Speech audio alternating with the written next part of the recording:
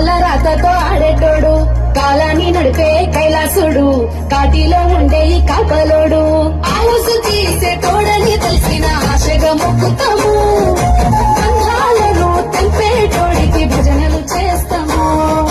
సాయి సాయి భక్తులతోని ఒక్క పొత్తులుంటాము, పార్వతి రాజేశ్వరి విచ్చమంటూ ఇల్లు తిరుగుతాము.